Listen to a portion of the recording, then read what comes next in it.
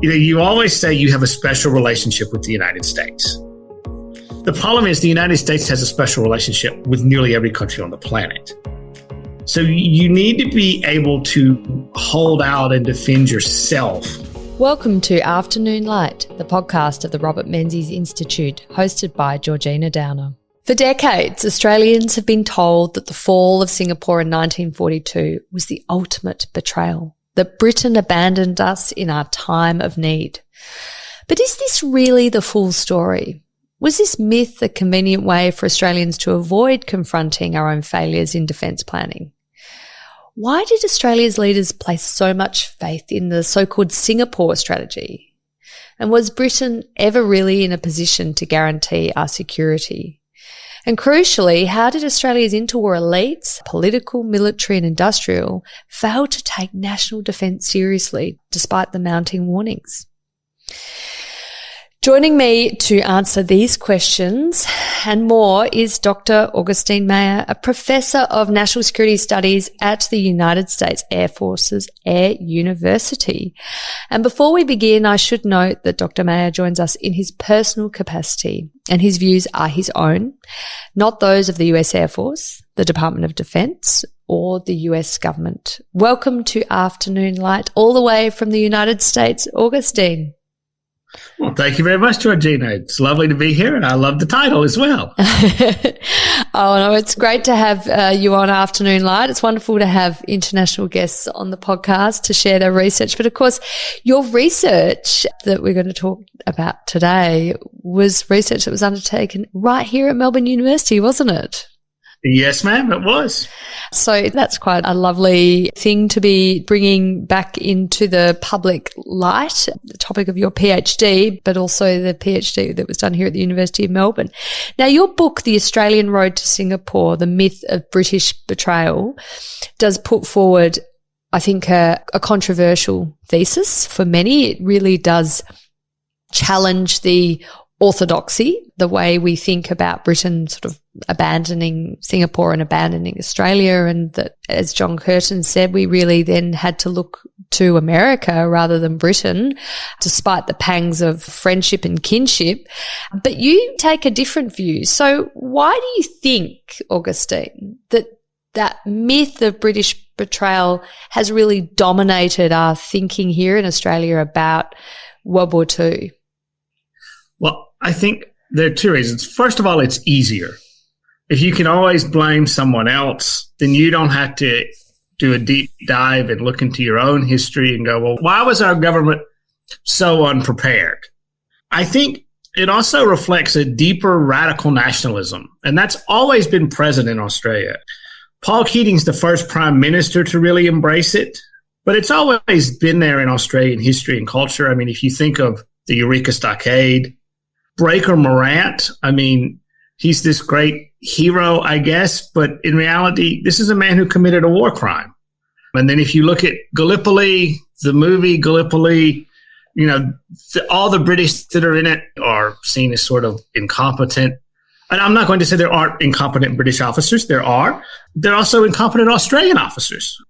They're usually not as popular in our myths and how we understand history. And if you want to fully understand Australia's defense and foreign policy between the two world wars, well, the first thing you really have to acknowledge is that the ALP, which is in opposition for almost the entire period, it's a deeply split party. The leaders of the Labour Party in Australia in the interwar period, except for Scullin and Curtin, are not going to be household names, even I think to most Australian historians. And history is messy. It's complicated. That's one of the reasons why I like it. But as my wife always tells me, we want a simple story.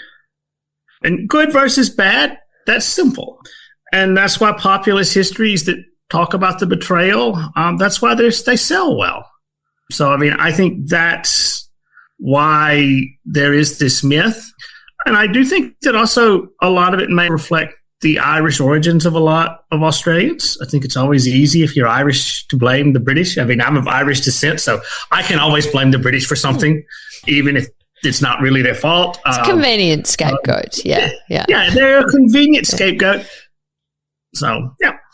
When Winston Churchill, and you can correct me if this is incorrect, but when Winston Churchill suggested that Singapore should be evacuated well before the surrender in 1942, Prime Minister John Curtin, who had taken over from Robert Menzies, called that idea an inexcusable betrayal. So do you think it is drawing on Curtin's words that has really, really given the myth of Churchill betraying Australia and Curtin actually naming it? It really gave it a lot of depth and, of course, continued it on. Yes, it did. And I think also behind that is the belief that you have to tie that into the fact that bringing Australian troops back from the Mediterranean was extremely problematic. So there's this feeling within Australia, well, we've sent our troops to the Mediterranean. Now we're threatened with invasion. You haven't sent a fleet to protect us, although actually the British do send 2 capital ships that are sunk. That's always forgotten in the story. And now you're not letting our troops come back to protect us. What's often forgotten about that is originally the British had said, well, instead of sending your troops to the Mediterranean, why don't you send them to Singapore? And because then they can help protect you. And the Australian government, and this would have been the Menzies government, says, no, we want them to go to the war. Which you can understand that from a domestic political purpose, right? I mean, if you're joining the second AIF, you're going to fight the Germans. You're not going to garrison a peaceful tropical equatorial island. Yeah. Well, there's also something you've noted in your research that a lot of modern writers have really failed to acknowledge, that in 1942, British reinforcements were headed actually around the Cape of Good Hope towards the Middle East, were actually designated to be diverted to Australia if an invasion from Japan occurred. So there was a sort of intention, but didn't actually take place. That's the key thing. The British promises for assistance as soon as the Singapore strategy is adopted. They always have this period before relief when Australia is expected to protect itself. And I'm sad to say Australia was never going to be able to protect itself in the interwar period or even once the war broke out. Churchill says, well, if you are threatened with actual invasion, then we will cut our losses in the Mediterranean and we will come to your assistance. We don't know if that's true or not. The assumption is that they wouldn't have. I don't know. I mean, the British government did make strategic decisions that were not the best strategically for political reasons. I mean, you only have to look at their intervention in Greece. And of course, the other great myth that comes out of this is when Australia looks to America. I mean, that's the great classic Curtin speech. What's forgotten is that Washington is not very happy with that speech.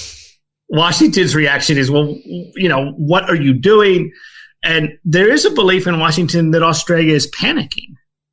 You haven't had your territory bombed yet, right? I mean, and you're already assuming the worst. I mean, I suppose in a way that's a logical Australian reaction because they'd always sort of assume the best in terms of British defense planning. And when that doesn't happen, when the best doesn't come through, they now look towards the worst. Yeah. So you've mentioned the Singapore strategy, and I mentioned it in the introduction. Tell me what it is. Okay. Well, first of all, Australia is responsible for the Singapore strategy being developed. After the First World War, the British send out Admiral Viscount Jellicoe. He's the hero of Jutland, and he's supposed to go to all of the dominions and some of the self-governing colonies, and he's supposed to advise them on their own naval policies. He goes first to Canada, where he does not cause any problems. But then, of course, Canada is protected by their big neighbor to the south, whether they like it or not. And then he goes across the Pacific. And when he lands in Sydney, the acting prime minister, who's William Watt, because Hughes is still off at Versailles, he asked Admiral Jellicoe to devise an imperial naval strategy. Now, Jellicoe has explicitly been told by the Admiralty, do not do this. Your job is to advise the dominions to develop their own naval strategies, not to develop an imperial strategy. And is that because they don't want to take on that role? That the British government sees that as way beyond what they can cope with, or? Yeah, it's not really that they don't want to. I think they would love to still have the Pax Britannica, but they are acknowledging we do not have the resources after we fought the Great War to do this. Yeah. Nevertheless, Jellicoe does this. He develops an imperial strategy, and he says, well, what we need is a Pacific fleet stationed at Singapore. Right. The Americans have a Pacific fleet. At that time, it's based in San Diego. It will then move to Pearl Harbor later on. And we need to have a Pacific fleet too, because our alliance with the Japanese is likely to expire. And Australia is very happy that the Anglo-Japanese alliance is going to expire. They've never liked this. And he says, so we're going to put this Pacific fleet at Singapore, and the United Kingdom is going to pay 75% of the cost. Australia will pay 20% of the cost, and New Zealand will pay 5% of the cost. The only country that says this is a good idea is New Zealand. Fair. 5% is not too bad. 5%. Small population, though. Yeah. It's far too expensive. So the Admiralty says, well, we need to still give these dominions some guarantee of protection. Why don't we build a Navy base at Singapore? And this is announced at the Imperial Conference. Australia is very happy with this. And the idea is that the home fleet will sail out from British waters to Singapore in the event of a Pacific crisis. In 1921, this is probably a realistic strategy because Europe is at peace. Where else is the fleet going to need to go? But there's two things that do need to remember about the Singapore strategy, even this very early date. First of all, Jellicoe suggests that Australia should become self-sufficient in terms of armament and aircraft production, which that never happens. And that's very quickly ignored by everyone in the Jellicoe report.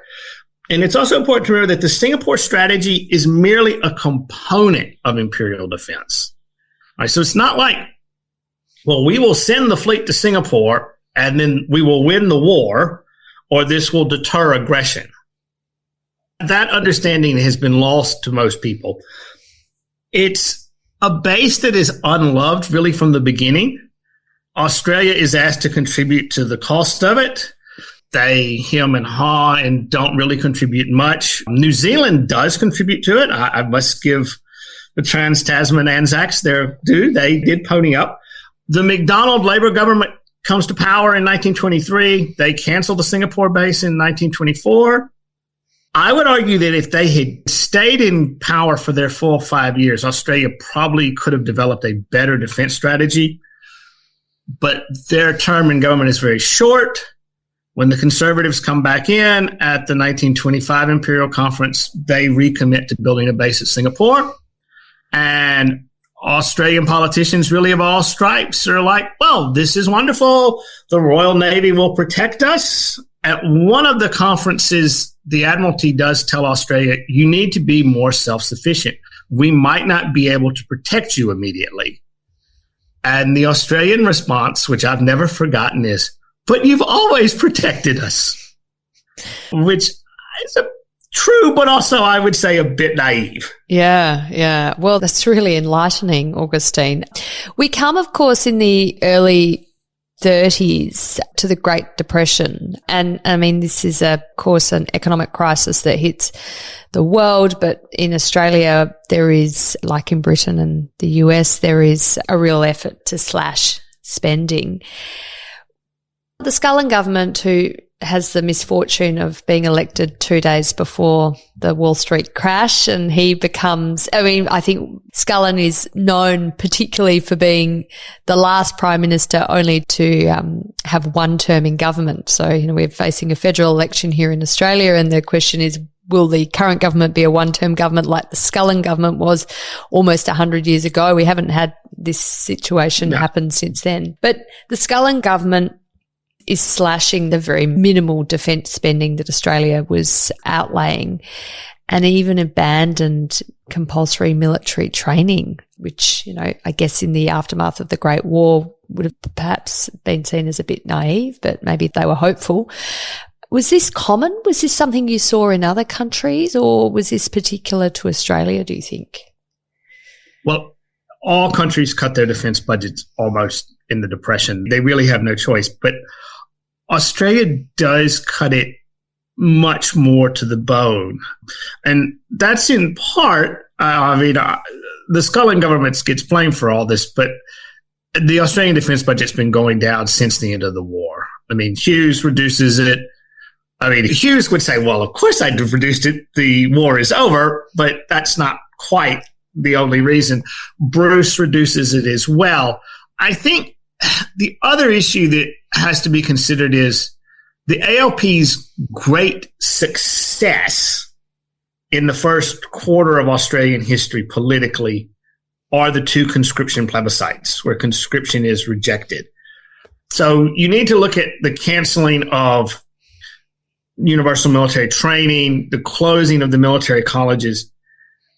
That's all coming out of that mindset that conscription is an evil. And there are also people in the Labor Party, in as difficult as this is for me to believe, and I suspect for a lot of people to believe, they honestly believe that if we don't have militaries, countries will not go to war. Really? Yeah, there is a disarmament movement, and it's tied to the anti-conscriptionist. One of the main groups in Australia that supports it is called the Women's International League of Peace and Freedom. So it's often very hard for us, almost a century removed, to understand that, there were people who genuinely believed in pacifism. And of course, in the 1920s, Australia was all in for the Kellogg-Briand Pact, which made war illegal. Australia originally had great confidence in the League of Nations. Well, that doesn't last very long. And this also was going to play into rearmament in an interesting way, because the UAP, when Lyons defects and comes back in, and I should say, though I'm a great admirer of Robert Menzies, if I was going to meet one dead Australian Prime Minister, I would want to meet Joe Lyons. I think he would just be a fascinating person to talk to because of what he lived through and what he did. Yes. They're all very aware that we don't want to re-energize the ALP after it's been pretty well decimated by the Langites. And Lyons, of course, defected as well. And that had to hurt the Labor Party, that, a former minister in your government is now the prime minister on the other side. Politics is a lot more flexible then. They were nimble. Yes. Well, I always say this, Billy Hughes joined every political party, barring one, and when asked why he didn't join the Country Party, he said, well, you have to draw the line somewhere.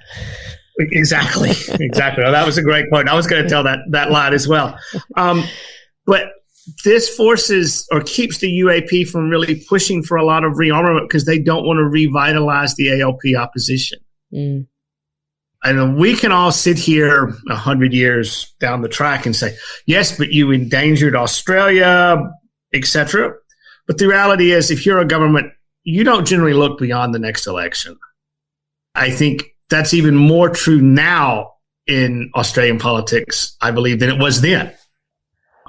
Big picture Australian politicians are few and far between. Yeah, well, probably across the board, not just Australia, but, Oh, yes. No, I would agree with that. But, Augustine, do you think, we can look back, of course, with the enormous benefit of hindsight, of 100 years of hindsight, and know that World War II is coming. But these are people who have lost huge numbers of fellow citizens during World War I, a war that was fought entirely thousands of kilometres away from Australia. But of course, we were part of empire, so it was our war. They have then been experiencing the strictures of the Great Depression. Did it really feel like that much of a priority and that there was an imminence about it, that in, say 1931, that in 8 years' time you'd be back hearing a prime minister declare war against Germany and you'd be sending troops? No, there are really no politicians except for Billy Hughes, ironically. Hughes is going to get very quickly back on the we need to prepare for war. And there are a lot of critics who say, yes, because Billy Hughes can only ever be prime minister when there's a war. I don't actually think that's fair. I mean, Hughes is much smarter, I think, than we tend to give him credit for. He could be the caricature that we see portrayed, jumping up and down on the table at the Versailles Peace Treaty, but he was actually a very shrewd politician. And he was someone who deeply believed that Australia needed to protect itself.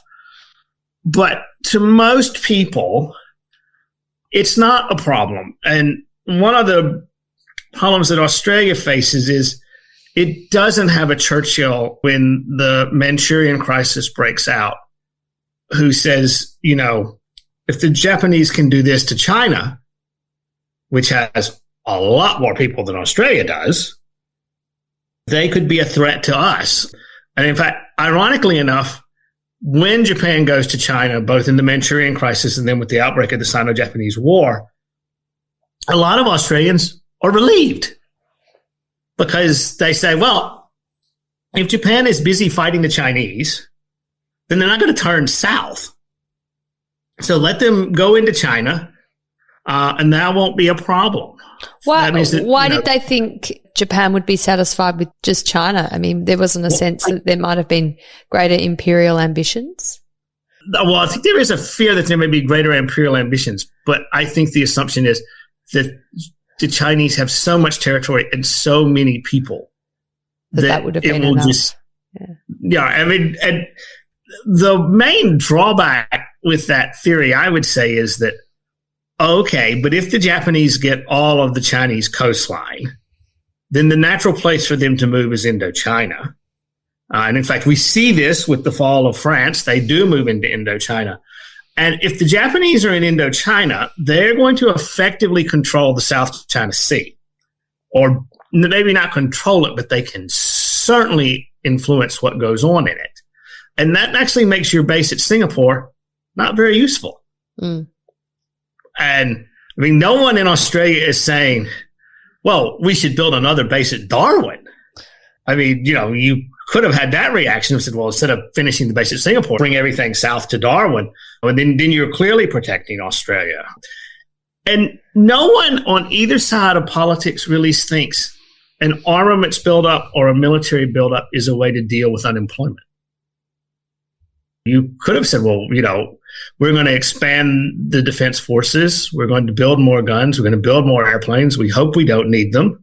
But in the meantime, they are going to give a lot of people jobs. And your sense is that this was because there just wasn't a sense of threat, of imminent threat. So why would you invest public money in defense industries, even if that was going to create jobs? Because why, there's no point.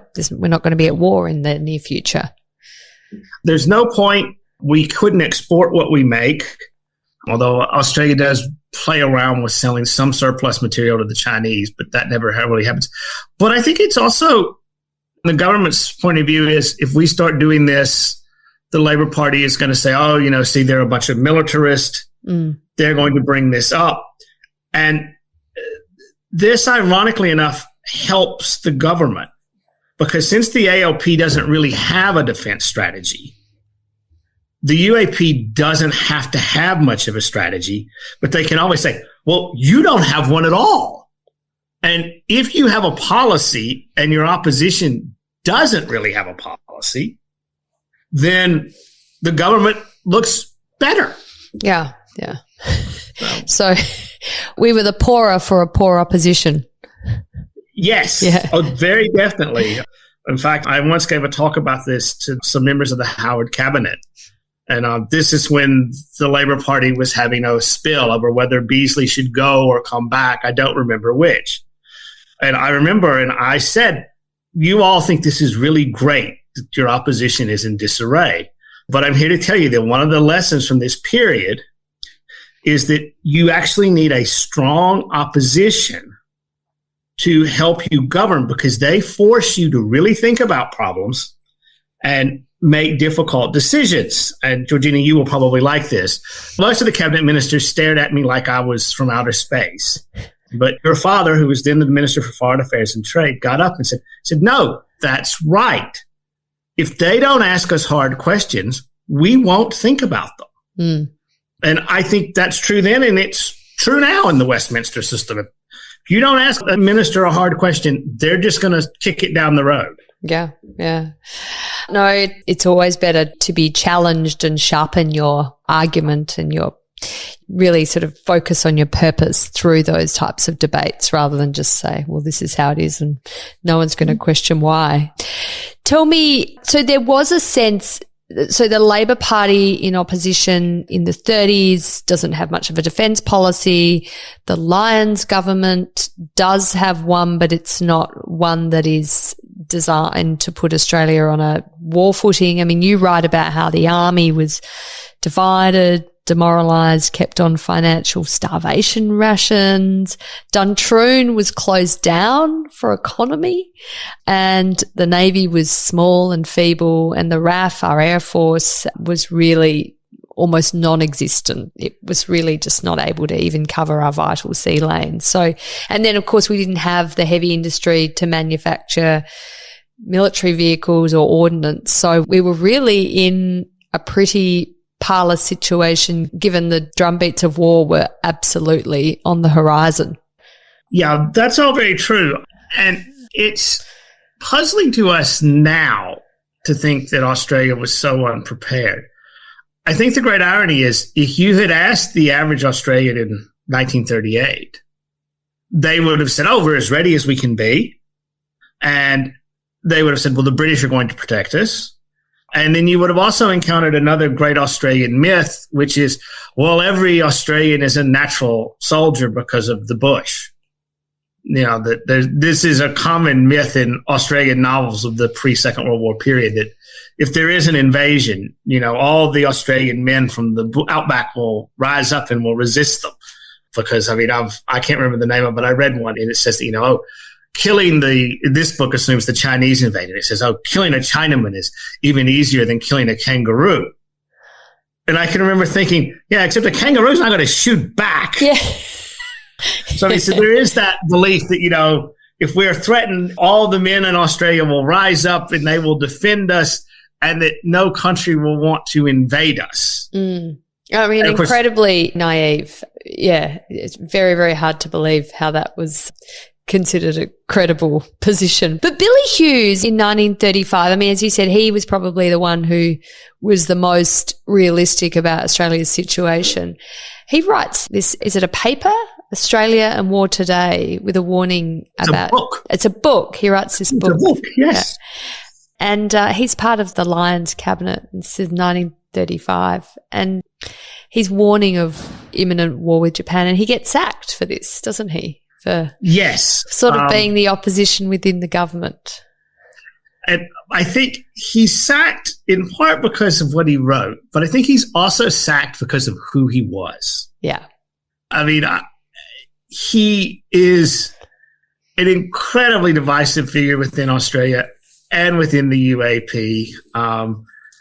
I think actually from what I've read about him and Lyons actually kind of likes him as a person.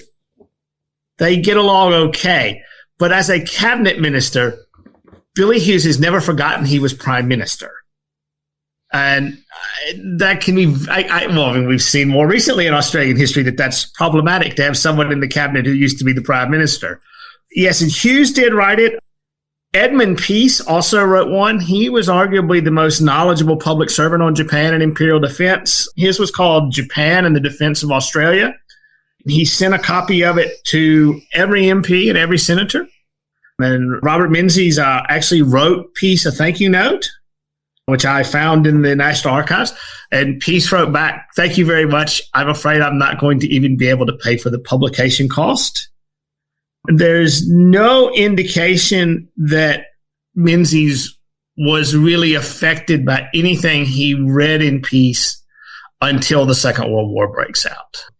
Then arguably you could say, well, yes, Peace did have influence on him. Of course, you could also say, well, when war happens, politicians change.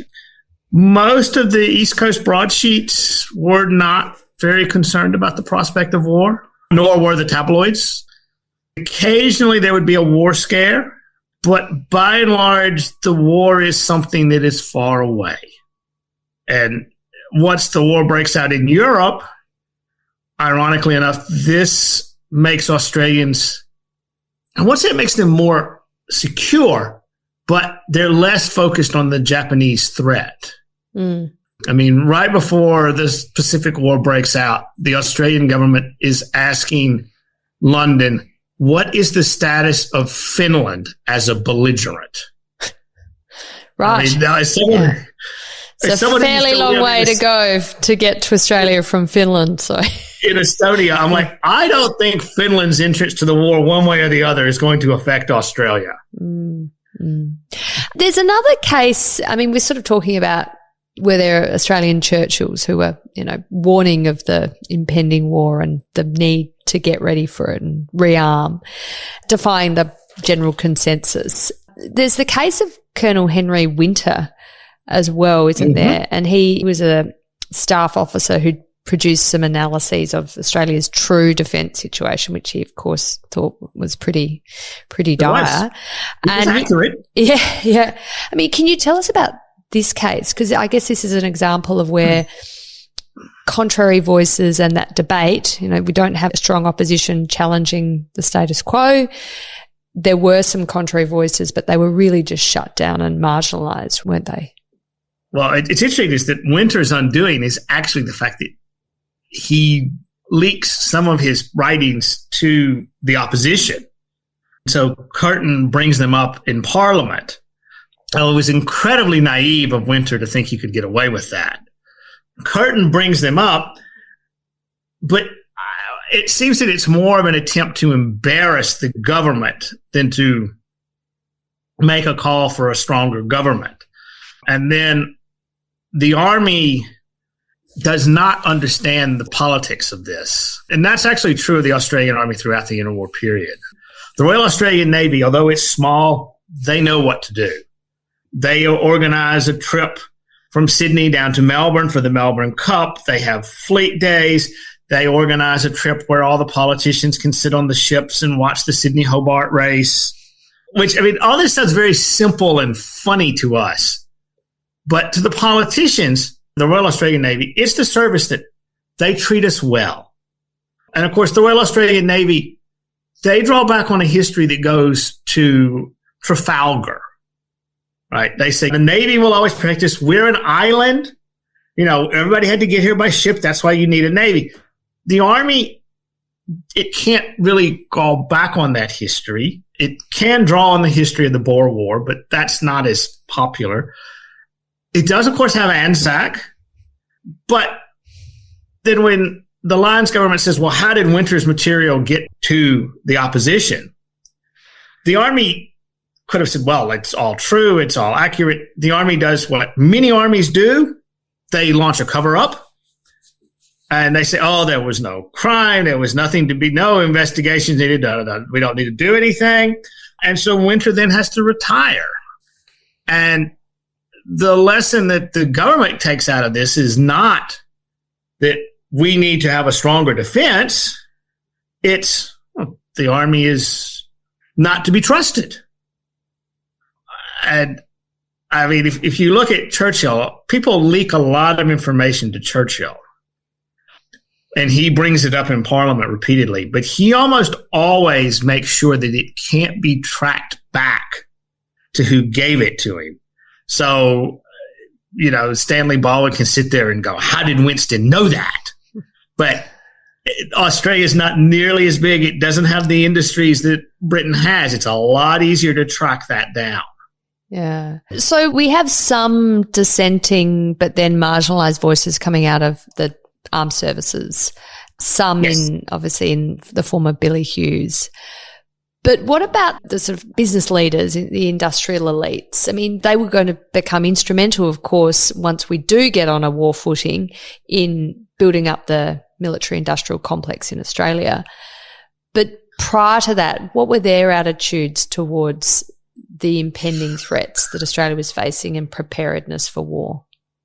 They're really largely ambivalent. They do sort of look at it as to what can we do to support a British war effort.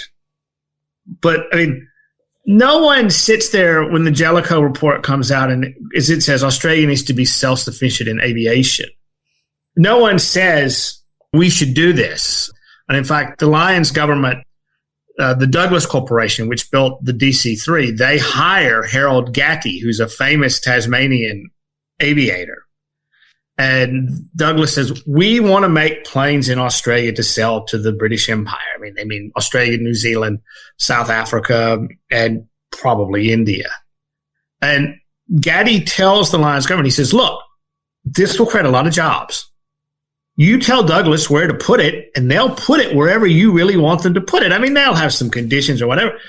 And the Lions government is reluctant to do this because they don't want to upset British manufacturers. So, I mean, buy British. The only reason that Australia gets a trans-Pacific aviation link with the United States right before the Pacific War breaks out is because New Zealand says, well, if Australia won't let them fly there, they can fly to New Zealand. And Pan American World Airways says, oh, thank you very much. We will fly to New Zealand. So you then face this situation where you can fly from the U.S. to New Zealand, and then you'd have to take a ship from New Zealand to Australia. Oh, no. Yeah. Right. So, I mean, that is, in the end, you do get a Trans-Pacific Air Link, but it was not because Australia really wanted one. It's sort of forced on them. Apparently, the British Chief of Imperial General Staff, Montgomery Massingbird, fantastic name, described Australia in 1935 as having a national characteristic of self-complacency. This is obviously on the part of our politicians, on the part of our military elites, on the part of our economic and business elites. Why do you think this was? I mean, you write about maybe we just were so geographically spread out. We didn't have like a London or a New York, somewhere where we were all getting together and focused on the issues, that there was a bit, too many disparate people not exchanging ideas and concerns. Do you think that's right? I think that is part of it. I think also it's because a lot of the members who would be in the Australian elite, especially the military elite, they wind up seconded to the British services. So, I mean, to use an ahistorical term, the best and brightest often don't stay. I think it's also because your economy is largely based on exporting raw materials, and it works, right? I mean, if you have an economic system that works, and Australia for the period has a very high standard of living, you're not going to be inclined to really change it. The interesting question to me is, if you look at Australian popular culture before the Great War, Australia was very anxious. There's all these invasion novels. I mean, the Russians were going to invade. The Chinese were going to invade. Yeah, and we start to talk about we need to populate or perish. We need people because we have all these threats from our north, basically. But then it seems that that's not going to happen. Oh, yes, there's the wonderful Billy Hughes quote that the law of gravity is conspiring against white Australia. Because if you look at the map, the Asians are just, gravity is going to force them down. I still find that image quite amusing.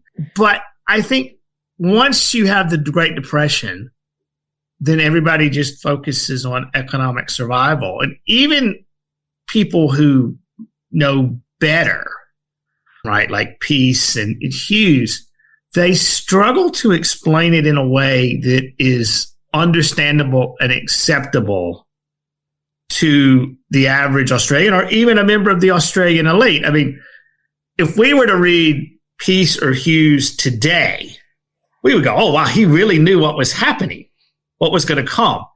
But the reality is in 1935, 36, when those books come out, a lot of people would have thought, oh, these are just paranoid crackpots. There's always someone who's going to say that we're going to be invaded tomorrow. And, well, usually we're not attacked tomorrow, so we can just keep on going.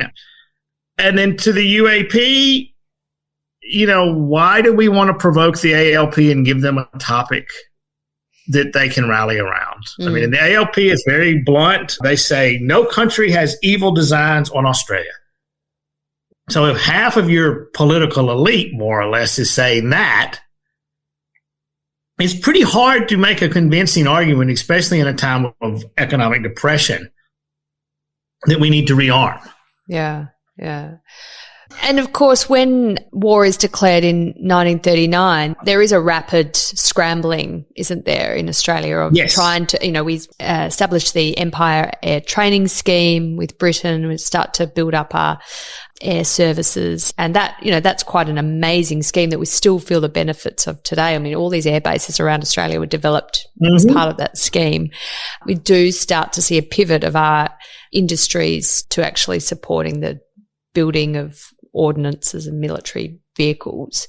I mean, we do scramble pretty well. So by 1942, obviously, we're devastated with the fall of Singapore, but we have built, I think, some reasonable ability to defend ourselves much better than we had, in 1935.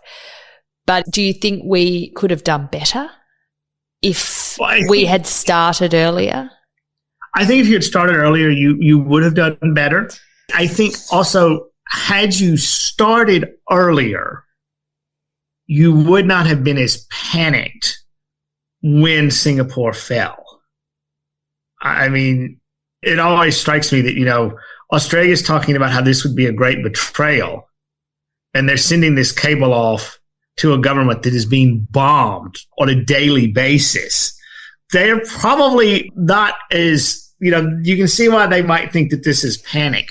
I think also, had you kept, we'll just say, universal military training, then you would have had a much larger body of prepared men, and they were all men back then, who could have been more easily amalgamated into an army and defense forces. And I think that also would have made Australia less worried and less fearful. I mean, it also probably would have allowed Australia to have a slightly better relationship with the United States.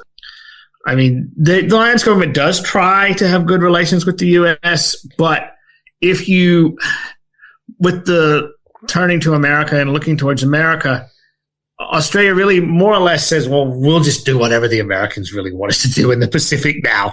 Okay, we still will say, well, the Americans were going to make you do that anyway. But, I mean, no one gives Douglas MacArthur the welcome he thinks he deserves except for the Australians. Everyone else is more questioning of old Douglas, and the Australians are quite content. So welcome to Brisbane. Here you go. Yes. Yes, I think it could have been better. I mean, I think one of the main lessons from this is, and this is a lesson for every country. I mean, I had to teach lots of allied nations, and I go, you always say you have a special relationship with the United States. The problem is the United States has a special relationship with nearly every country on the planet. So you need to be able to hold out and defend yourself. Right? I mean, this is back to the Singapore strategy. You need to be able to defend yourself for a little while until your major ally can come to your assistance. And whether that's the Royal Navy in the 1930s or the United States in the 1950s under ANZUS, every country needs to be able to hold its own for a little while. I think there are huge lessons today. I mean, we've seen, obviously, the current administration in the United States really, through its actions as well as its words, call out free riding of its allied partners in Europe. And, there's a question of whether we would be called out in Australia and allied partners in Asia as well for not actually stepping up. I mean, our defence spending here is only about 2.4%, I think. There's a question whether we need to lift it, and what we're currently spending and our level of preparedness, does that actually give us any capacity to defend our territory? We've had Chinese naval warships circumnavigating Australia in the last few weeks. They've done live fire exercises in the waters between Australia and New Zealand with 1.5 hours notice. And, we've had our planes, our trans-Tasman flights having to be diverted at very, very short notice. All of this points to a very, very strained strategic environment that Australia is facing, and yet we don't seem to have a defence force that could respond to that without calling on America, and America at this stage isn't looking like it's very available. Well, I don't know if it's available or not, and I would say that whoever is in the White House, Australia needs to show that it is able to defend itself. I would also argue what Australia can't do, and I often hear this, is it compares itself to New Zealand. Because if you compare your defense expenditures, some people might. I don't think many people do, though. No, but I think, but the reality is, Australia is on the Asian periphery, and that is a part of the world that could get very interesting and very hot militarily.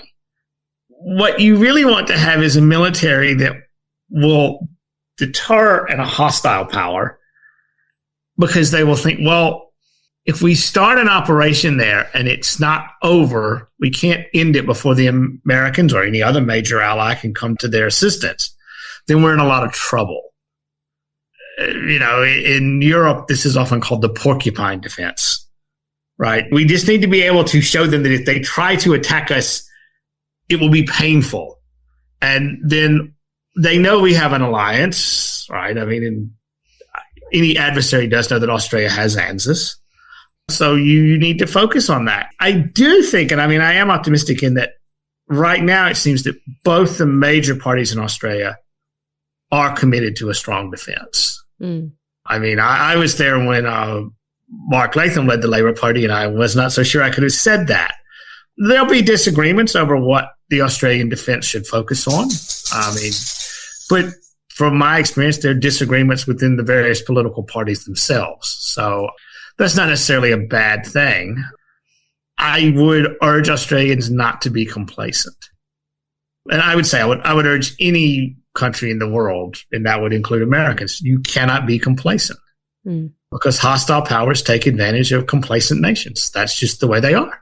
Yeah. So. Well, and that's definitely the fundamental lesson from the 1930s. So, Augustine, thank you so much for joining me on Afternoon Light. This has been an absolutely fascinating and I think incredibly important discussion given the times we are living in. So really appreciate the time. My pleasure.